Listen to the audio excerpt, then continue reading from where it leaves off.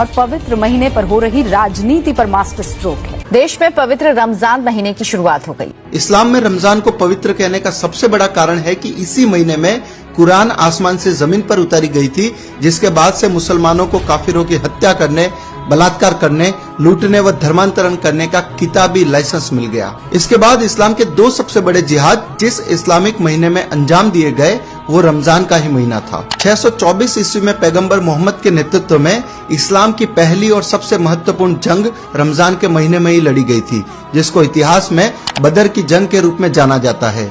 इसी जंग के बाद मक्का के सबसे ताकतवर कुरैशी समुदाय को मुसलमान बनाया गया था। रमजान के महीने में ही 629-630 ईस्वी में मुसलमानों ने मक्का पर हमला करके उस पर विजय प्राप्त की थी और वहां के प्रमुख लोगों की हत्या करके वहां रह रहे काफिरों को इस्लाम कबूलवाया था। भारत के इतिहास पर भी गौर करें तो पाकिस्तान बनाने का सबसे बड़ा जिहाद 1946 ईस्वी में रमजान के महीने में ही छेड़ा गया था, जिसको डायरेक्ट एक्शन डे के रूप में जाना जाता है। 16 अगस्त 1946 रमजान के 70वें दिन कलकत्ता के हर मुसलमान तक एक पर्चा बांटा गया, जिसमें रमजान के महीने का हवाला देकर भारत में हिंदुओं के कत्लेआम की घोषणा की गई थी। उस पर्चे में लिखा गया था कि हम लोग रमजान के महीने में जिहाद शुरू करने जा रहे हैं।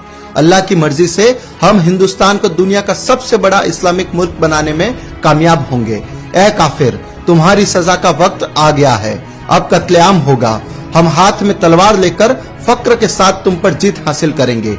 डायरेक्ट एक्शन डे कयामत का दिन होगा।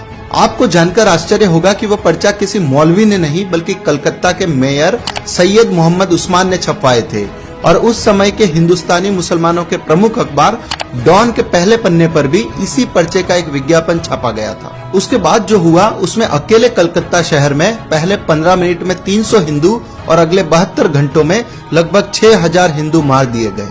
20,000 से अधिक लोग गंभीर रूप से घायल हुए और लगभग 1 लाख लोगों को अपना सब कुछ छोड़कर भाग जाना पड़ा। रमजान के दौरान हुए उस नरसंहार में हिंदुओं की मौत का सही आंकड़ा सामने नहीं आ पाए, इसलिए हिंदुओं की लाशों को नदी में बहा दिया गया। उस घटना के संबंध में कलकत्ता की एक बस्ती बेलिया घाट में अखाड़ा चलाने वाले जुगल चंद्र घोष ने बताया था कि मैंने बेशुमार लाशें देखी, हिंदुओं की लाशें। एक जगह 4 ट्रक खड़े थे, सभी में कम से कम 3 फीट की ऊंचाई तक लाशें भरी हुई थी। गुड़ की बोरियों की तरह वो ट्रकों पर लदे पड़े थे और उनसे खून टपक रहा था। वह सभी लाशें हिंदुओं की ही थी। महीना रमजान का था और कत्लेआम करने वाले मुसलमान थे। तो मित्रों, अब आपको समझ आ गया होगा कि रमजान का महीना मुसलमानों के लिए इतना पवित्र क्यों है, क्योंकि वे इसी महीने में अपने जिहादी रूप को सबसे अधिक बाहर लाते हैं और इस्लाम का जो मूल एजेंडा है उसको भी इसी महीने में प्रमुखता से अंजाम देते हैं।